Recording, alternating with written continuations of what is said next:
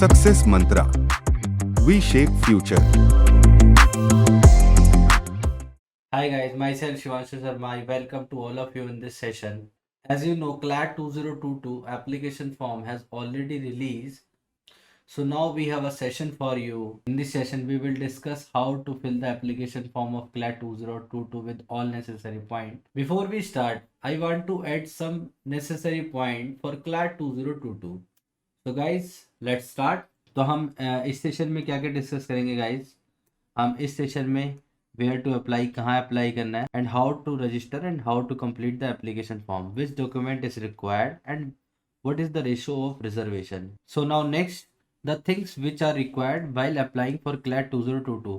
Passport size photograph आपको चाहिए होगी, सिग्नेचर आपको चाहिए होगा, और रिजर्वेशन रिलेटेड डॉक्यूमेंट अगर आप कोई रिजर्वेशन क्लेम करते हैं like BPL certificate, either caste certificate, ठीक है। और 12th क्लास अपेयरिंग स्टूडेंट्स, ठीक है, इस पॉइंट को ध्यान रखेंगे कि 12th क्लास अपेयरिंग स्टूडेंट को पैनिक करने की कोई नीड नहीं है, बिकॉज ऑफ आपसे क्लैट के एप्लीकेशन फॉर्म में कोई भी आपसे मार्कशीट वगैरह नहीं मांगी जाएगी। ओके, सो इसमें कोई डरने वाली ऐसी बात नहीं है। ओके, सो नेक्स्ट हम कुछ इंपॉर्टेंट इवेंट्स की बात कर लेते हैं। तो आपका ऑनलाइन एप्लीकेशन फॉर्म स्टार्ट हो गया था 1 जनवरी 2022 से, एंड ऑनलाइन एप्लीकेशन आपका जो लास्ट डेट है वो 31 मार्च है गाइस। तो आप इतना लेट तक वेट ना करें, अपना एप्लीकेशन फॉर्म जल्द से जल्द फिल कर दें, और एग्ज़ाम डेट आपकी रहेगी 8 मई। अगर कोविड की सिचुएशन में कुछ बदलाव नहीं आया तो ये डेट फिक्स है क्लैट की साइड से, बाकी टाइम आने पे आपको पता ही लग जाएगा। सो ये क्लैट की वेबसाइट है जहाँ पे जाके आपको क्या करना है, अप्लाई करना है, राइट। सो गाइस, हमें सबसे पहले वेबसाइट पे जाना है। तो first we go to website, simply हम गूगल में लिखेंगे क्लैट, एंड जो हमारी फर्स्ट वेबसाइट आएगी this one, consortium of NLU .ac.in, जो हमारी पहली वेबसाइट आएगी कंसोर्टियम ऑफ NLU .ac.in, इसको हम क्लिक करेंगे तो ये आपके सामने क्लैट का होम पेज खुल जाएगा। देन आपको क्या करना है, आपको क्लिक करना है क्लैट 2022 पे, और ये इनका मेन रजिस्ट्रेशन पेज है। अगर आपने ऑलरेडी रजिस्टर कर रखा है तो आपको सिंपली यहाँ पे मोबाइल नंबर डालना है, पासवर्ड डालना है, और इफ़ अगर आप फर्स्ट टाइम फिल कर रहे हैं फॉर्म, अगर आप फर्स्ट टाइम फिल कर रहे हैं तो आपको सिंपली रजिस्टर पे क्लिक करना है। देन आपको अपना name, mobile number, email ID, password और confirm password. So guys, password बनाने के लिए आपको ये कोई कंपल्सेशन नहीं है कि आप अपनी ईमेल आईडी का ही पासवर्ड इसमें फिल करेंगे, आप कोई भी पासवर्ड अपना चूज़ कर सकते हैं। और जैसे ही आप रजिस्टर पे क्लिक करेंगे तो आपके पास एक OTP जाएगा, और OTP जाने के बाद आपको क्या करना है, वेरीफाई करना है। तो OTP like it.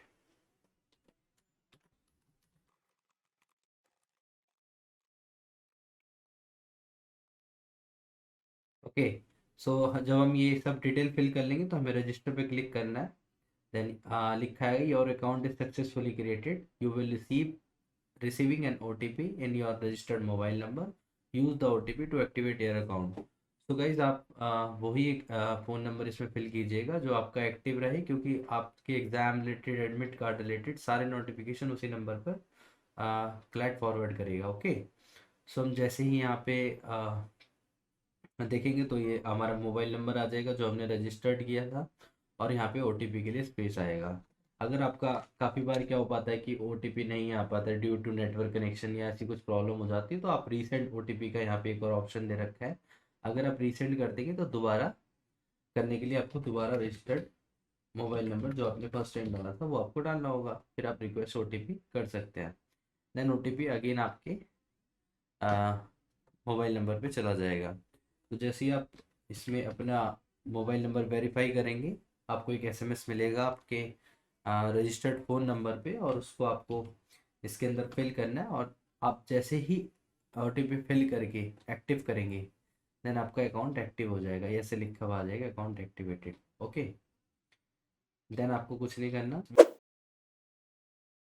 we have to log in again. For login you have to type your registered number, mobile number and your password। आपने पासवर्ड उस टाइम बनाया था at the time of registration, तो आप उसको यहाँ पे सिंपल आप टाइप कर देंगे, उसके बाद आप सीधा लॉग इन करेंगे। का फॉर्म अगर आप अंडर ग्रेजुएट के लिए अप्लाई कर रहे हैं तो अंडर ग्रेजुएट के लिए 5 ईयर लॉ, आपको BLLB के लिए आपको अंडर ग्रेजुएट ही चूज़ करना है। देन इसको आप जैसे ही ओके करें, देन ये अप्लाई फॉर क्लैट 2022, जैसे ही आप इसको क्लिक करेंगे अप्लाई फॉर क्लैट 2022 के लिए आपको अपना फोटोग्राफ अपलोड करना है। फोटोग्राफ के लिए पासपोर्ट साइज क्लियर फोटोग्राफ आप अपलोड करें, कोई सेल्फी वगैरह या मोबाइल से क्लिक हुई पिक्चर इसमें अपलोड ना करें। फॉर द सिग्नेचर आप वाइट पेपर पे सिग्नेचर कीजिए अपना, और उसका एक फ़ोटो क्लिक करके आप यहाँ पे अपलोड कर सकते हैं, ठीक है। अब इसके बाद आपको अपना नाम फिल कर देना जो आपका एज इट इज़ 10th के सर्टिफिकेट में हो, okay. For date of birth आप सिलेक्ट कर सकते हैं जो भी आपकी डेट ऑफ बर्थ रही हो। First of all you select of day and then month and then year. उसके बाद आपको ईयर सेलेक्ट करना है। उसके बाद जेंडर, अगर आप मेल है तो मेल, फीमेल है तो फीमेल, ओके। उसके बाद फादर नेम और मदर नेम आप फिल करते हुए इस बात का ध्यान रखेंगे कि मिस और मिसेस का आप यूज़ नहीं करेंगे। आपको सिंपली, अगर आपके पापा का नाम राम कुमार है तो आपको सीधा सीधा राम कुमार लिखना है, नॉट हाँ mister Ram Kumar, okay. For nationality you have to choose Indian, और अगर आप अदर में आते हैं तो आपको स्पेसिफिकली बताना होगा कि आप कहाँ से हैं, ओके। सो आप इंडियन इसमें चूज़ कर लेंगे। If you want to I NRI reservation category please select your category. अगर आप NRI हैं या OCI हैं या PIO हैं तो आप इनमें से कोई वो ऑप्शन चुनेंगे जो आप हैं, ठीक है। और अगर आप नॉर्मल इंडियन सिटीज़न हैं तो आप इसको, इस कॉलम को खाली छोड़ देंगे, इसमें आपको कुछ फिल नहीं करना है। इस पॉइंट का ध्यान रखें कि अगर आप ओनली इंडियन सिटीज़न हैं तो आपको इसमें कुछ फिल नहीं करना है। ये जो स्टेप है वो मैंडेटरी नहीं है। फॉर ऑल इंडिया कैटेगरी आप चूज़ कर सकते हैं, either you are coming from general category और अदर बैकवर्ड क्लास और शेड्यूल कास्ट और शेड्यूल ट्राइब्स। तो आप जिस भी कैटेगरी से आप कैटेगरी चूज़ कर लेंगे। देन अगर आप EWS हैं तो उसको यस और नो करेंगे। EWS कैटेगरी फॉर होती है ओनली जनरल, जनरल में कैटेगरी होती है EWS इकोनॉमिकल वीकर सेक्शन। तो अगर वो आप उससे बिलोंग करते हैं तो आपको अगर आप उससे बिलोंग करते हैं तो आपको यस करना होगा और अदरवाइज नो। बट ये बात का आप ध्यान रखेंगे कि अगर आप यस करते हैं तो आपको EWS का सर्टिफिकेट चाहिए होगा at the time of admission, okay. और अगर आप NRI स्पॉन्सर्ड कैटेगरी में अगर आप अप्लाई करना चाहते हैं तो आप इसको नो करेंगे, अदरवाइज यस, ओके। देन उसके बाद PWD कैटेगरी, अगर आप इसके लिए एप्लीकेबल है तो नो, अगर आप अंडर BPL आते हैं तो आपको नो यस करना है, अदरवाइज नो करना है, ओके, ठीक है। सो डोमिसाइल स्टेट को फिल करने के लिए हम इसमें जो जिस भी स्टेट से आप बिलोंग करते हैं वो स्टेट आप फिल कर देंगे, ठीक है, ओके। सो गाइज अब मैं आपको फोटोग्राफ अपलोड के लिए बता देता हूँ। तो फोटोग्राफ अपलोड करना बहुत ही सिंपल है। आपको क्या करना है, अपलोड पे क्लिक करना है। देन आपने अपनी फ़ोटो चूज़ कर लेनी है जो भी आपकी पासपोर्ट साइज़ फ़ोटो है। देन ये स्टेप से शो हो जाएगी तो आप इसको अपने फ्रेम के अकॉर्डिंग एडजस्ट कर सकते हैं, और आप इसको स्मॉल और लार्जर भी कर सकते हैं।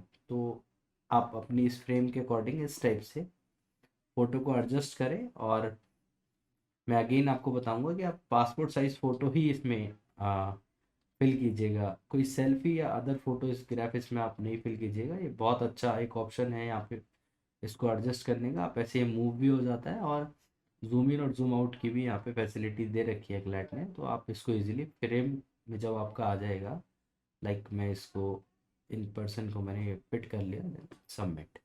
जैसे आप सबमिट करेंगे आपसे पूछेगा कि do you want to upload the selected image, आपको ओके कर देना है, okay. Then for the signature the process is also same, like आपको अपना सिग्नेचर चूज़ करना है। देन आप इसको भी फ्रेम के according move, zoom in zoom out कर सकते हैं। लाइक ये मेरा सिग्नेचर है, मैंने इसको ये, आप इसमें रोटेट लेफ्ट रोटेट राइट का भी ऑप्शन होता है। अगर आपको इस तरीके से रोटेट करना है फोटोग्राफ को तो आप इसको रोटेट भी कर सकते हैं। और देन सबमिट। जैसे आप सबमिट करेंगे आपसे अगेन पूछेगा कि फाइनल अपलोडिंग पे आप इसे भेजना चाहते हैं, आप ओके कर दीजिए, ठीक है। तो आपका जो हमारा फर्स्ट सेक्शन है पर्सनल इन्फॉर्मेशन, वो हमारा कंप्लीट हो जाता है। और इसके बाद हम क्या करेंगे, यहाँ पे इसको सेव एज ड्राफ्ट कर देंगे। जैसे सेव एज ड्राफ्ट करेंगे तो हम अगला अपने सेक्शन पे चलेंगे जो हमारा है कम्युनिकेशन डिटेल्स। कम्युनिकेशन डिटेल में आपसे सबसे पहले पूछेगा वो आपसे कॉरेस्पॉन्डेंस एड्रेस, तो आपको अपना कॉरेस्पॉन्डेंस एड्रेस फिल करना है। उसके अलावा फिर आपसे दोबारा स्टेट पूछेगा, फिर उसके बाद आपसे उसकी आप जिस स्टेट में रहते हैं वो स्टेट फिल करेंगे, then district, then pin code. अगर आपका परमानेंट एड्रेस और कॉरेस्पॉन्डेंस एड्रेस सेम है तो आप दोनों सेम फिल करेंगे, और अदरवाइज नहीं है तो आप इसमें अलग अलग फिल कर सकते हैं, ठीक है। ऑल्टरनेटिव कॉन्टैक्ट नंबर का यहाँ पे एक ऑप्शन दे रखा होता है, तो अगर बाई चांस आपको कोई नंबर पे अब वो कांटेक्ट नहीं कर पा रहे हैं या कुछ भी ऐसे होगा, तो उसमें ऑल्टरनेटिव कॉन्टैक्ट नंबर में आप किसी का भी नंबर फिल कर सकते हैं, either in your family, either your friend, as you wish. Okay, तो जैसे हम कम्युनिकेशन डिटेल फिल कर लेंगे, हम इसको भी सेव एज ड्राफ्ट कर देंगे।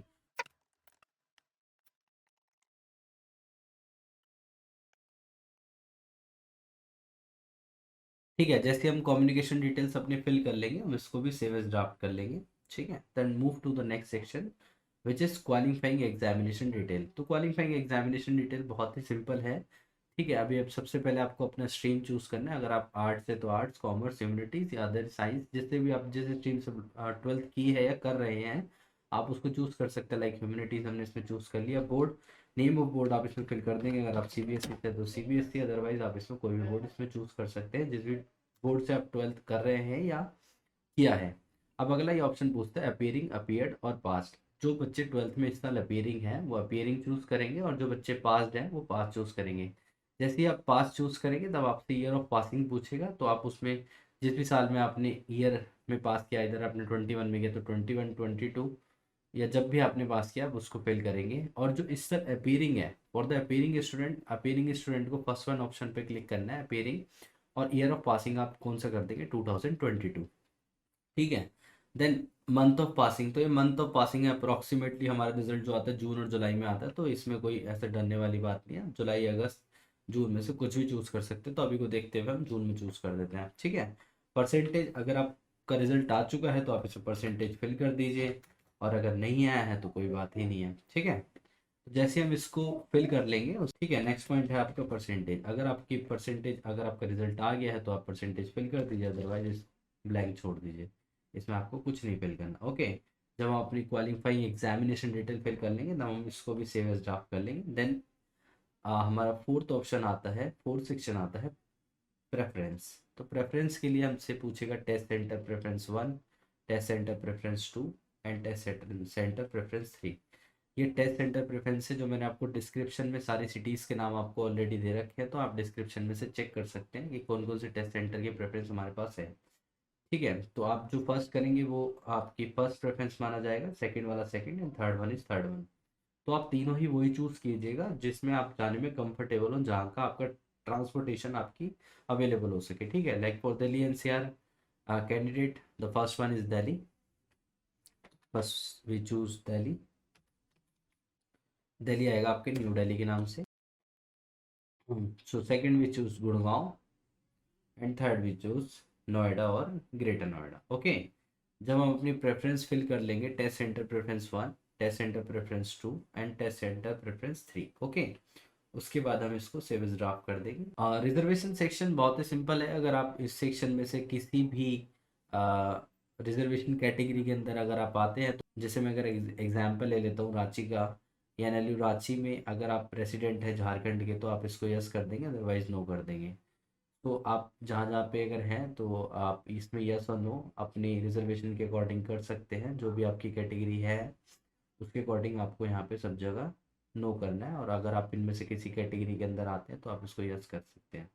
और अगर किसी को कोई भी कन्फ्यूज़न है, तो डिस्क्रिप्शन बॉक्स में सक्सेस मंत्र टेलीग्राम का चैनल का लिंक है, आप वहाँ कमेंट में आप पोस्ट कर सकते हैं अपनी क्वेरी। और अगर इसके अलावा आपको और कोई क्वेरी है, लाइक फीस या सीट है या रिजर्वेशन किस टाइप से एनएलयू क्लेम करता है, तो हर एनएलयू वाइज यहाँ पे की पीडीएफ दी है। जैसे आप पीडीएफ पे क्लिक करेंगे तो आपको पूरी इंफॉर्मेशन मिल जाएगी उस एनएलयू से रिलेटेड, क्या स्कॉलरशिप रहती है, क्या एलिजिबिलिटी रहती है, एंड क्या उनका सीट मैट्रिक्स है, क्या फीस स्ट्रक्चर है। तो आप एनएलयू वाइज अपना फीस स्ट्रक्चर वगैरह देख सकते हैं। ओके, सो आप इसको जब हम सबमिट करेंगे, देन फिर लास्ट में आपसे डिक्लेरेशन है, डिक्लेरेशन पे आपको ओके करना है, और यहाँ पे कॉन्सेंट करके आपको सबमिट एप्लीकेशन फॉर्म पे क्लिक करना है। जब आप ये सब फिल कर लेंगे, उसके बाद आपको सबमिट एप्लीकेशन फॉर्म पे क्लिक करना है, फिर आपसे कंफर्म करना है आपको, देन आपका एप्लीकेशन फॉर्म फिल हो जाएगा। ठीक है, जब आपका एप्लीकेशन फॉर्म फिल हो जाएगा, तब आपके स्टेटस में दिखाएगा submitted but payment pending. Payment करने के लिए आपको क्या करना है, मेक पेमेंट पे जाना है। फॉर द पेमेंट के लिए आपको क्या करना है, मेक पेमेंट पे जाना है। सिंपली आप क्लिक करेंगे तो यहाँ पे आपसे पूछेगा कि आपको प्रीवियस ईयर पेपर चाहिए या नहीं। देखिए प्रीवियस ईयर पेपर अगर आपको लगता है यूज़फुल है तो आप यस करेंगे तो इसमें 500 फीस आपकी एक्स्ट्रा हो जाएगी, और आप नो करेंगे आपकी फ़ीस 4000 ही रहेगी। तो मैं सजेस्ट यही करूँगा कि आप प्रीवियस ईयर पेपर ना लें, because of as you know 2020 में क्लैट का पैटर्न चेंज हो गया था, तो प्रीवियस ईयर पेपर इतने ज़्यादा यूज़फुल नहीं होते हैं। सो हम इसको जैसे नो करेंगे फिर हम कन्फर्म पेमेंट पे क्लिक करेंगे, देन अगेन हम इसको ओके कर देंगे। जैसे हम ओके करेंगे तो आपसे पूछेगा कि लाइक 4000 फीस आप पे करना चाहते हैं, आप पे नाउ पे क्लिक कीजिए। पे नाउ पे क्लिक करने के बाद आपसे आपकी ईमेल पूछेगा, फ़ोन नंबर आपका ऑलरेडी आएगा, जैसे आप अपनी ईमेल इसमें फिल कर दें। देन उसके बाद हमको क्या करना है, प्रोसीड पे क्लिक करना है। ठीक है, बस आप ध्यान रखिएगा कि बहुत केयरफुली फिल कीजिए एप्लीकेशन फॉर्म। ओके, जैसे हम प्रोसीड पे क्लिक करेंगे तो आपको कई सारे इसमें ऑप्शन मिलते हैं। अगर आप कार्ड से करना चाहते हैं तो आपको कार्ड की डिटेल इसमें फिल करना होगा, like card number, expiry, card holder name, etcetera etcetera. Okay, और अगर आप उसके अलावा आपके पास ऑप्शन होता है यूपीआई एंड क्यूआर का। अगर आप गूगल पे, भीम या फ़ोन पे एट्सेट्रा, अगर आप यूपीआई आईडी यूज़ करते हैं तो आप अपनी यूपीआई आईडी इसमें फिल करेंगे, और आपकी यूपीआई आईडी आपके जो फ़ोन में एप्लीकेशन में जो भी, अगर आप गूगल पे यूज़ करते हैं तो गूगल पे के अंदर अपने आप ही एक मैसेज जाएगा और उससे आपका पेमेंट हो जाएगा। आप पेमेंट अपना गूगल पे में जाके कर सकते हैं। और एक और ऑप्शन, ये बहुत अच्छा ऑप्शन है क्यूआर कोड का। जैसे आप क्यूआर कोड पे क्लिक करेंगे तो ये आप कंटिन्यू जैसे करेंगे तो ये एक क्यूआर कोड जनरेट करता है, लाइक इट। ये बेस्ट ऑप्शन मेरे को लगता है। फिर आप चाहे पेटीएम यूज़ करते हो, एयरटेल पे, या कुछ भी आप जो सा ही पेमेंट मेथड यूज़ करते हैं, या कोई बैंक का ऐप है, आप सिंपली इसको अपने स्कैनर खोलिए, जैसे नॉर्मल शॉप्स पे पेमेंट करते हैं, आप इसको स्कैन कीजिए और आपका पेमेंट एक बार में हो जाएगा। ठीक है, उसके अलावा भी ऑप्शन है आपके पास। ठीक है, उसके अलावा अगर आपको ऑप्शन है तो नेट बैंकिंग का, आपको ऑल इंडिया नेट बैंकिंग का ऑप्शन ये देते हैं। किसी भी बैंक की नेट बैंकिंग से आप पेमेंट कर सकते हैं, तो तीनों पेमेंट ही आप कर सकते हैं। जब आप पेमेंट कर देंगे तो थोड़ी देर आप इस बात का ध्यान रखें कि वहीं उसी पेज पर आप रहें, कोई रिफ्रेश ना करें और थोड़ा वेट करें। ठीक है, जैसे आप पेमेंट कर देंगे, सो गाइस जैसे आप पेमेंट कर देंगे तो यहाँ पे आपका इस टाइप से लिखा आ जाएगा, पेमेंट एक्सेप्टेड, और आप यहाँ से अपना एप्लीकेशन फॉर्म प्रिंट आउट निकाल सकते हैं और उसको आप फ्यूचर रेफरेंस के लिए रख सकते हैं। ठीक है, उसके अलावा आपको लास्ट में बस एक ये करना है, जहाँ पे भी आपका एक ईमेल आईडी के नीचे आ रहा होगा वैलिडेट योर ईमेल एड्रेस, तो आप वैलिडेट कर सकते हैं अपने ईमेल एड्रेस, ताकि आपको क्लैट की साइड से सारे नोटिफिकेशन ईमेल पे मिलते रहे। तो इसको करने का स्टेप बहुत ही आसान है। आप वैलिडेट योर ईमेल एड्रेस पे करेंगे, यहाँ पे लिखा आएगा नॉट वेरीफाइड, रिक्वेस्ट ओटीपी करेंगे। जैसे आप ओटीपी करेंगे तो आपकी ईमेल पर एक ओटीपी आएगा, और आपको सिंपली ओटीपी टाइप करना है और आप उसके बाद वेरीफाई ईमेल कर सकते हैं। जैसे आप वेरीफाई करेंगे आपकी ईमेल वेरीफाई हो जाएगी। ओके, और यहाँ पे आपका लिखा आ जाएगा वेरीफाइड ईमेल, यहाँ पे आ जाएगा आपका वेरीफाइड ईमेल। उसके अलावा बस दो तीन बातों को ध्यान रखिए कि अगर आपकी पेमेंट पेंडिंग में चली जाती है, ठीक है, आप पेमेंट फेल हो जाती है, मतलब आप वेट कीजिए, उसके बाद आप दोबारा पेमेंट कीजिएगा। काफ़ी बार क्या होता है, अकाउंट में मनी आपका बैक आ जाता है और काफ़ी बार नहीं आ पाता है, तो आप 3 से 4 दिन का पेमेंट का वेट कीजिए। वैसे वेरीफाई हो जाती है 99% में, 99% केसेस में वैसे वेरीफाई हो जाती है, तो ऐसा कोई डरने की जरूरत नहीं है। और फिर भी अगर आपको कोई क्वेरी रह जाती है तो आप इनका ये मेल आईडी है और आप वर्किंग आवर में इनको कॉल भी कर सकते हैं। सो इसी के साथ उसके बाद आपको अपने एप्लीकेशन फॉर्म डाउनलोड कर लेना और फ्यूचर रेफरेंस के लिए रख लेना है। अगर कोई क्वेरी आती है तो डिस्क्रिप्शन बॉक्स में मेरी ईमेल आईडी है, आप मुझे कांटेक्ट कर सकते हैं। Okay, thank you so much, have a great day.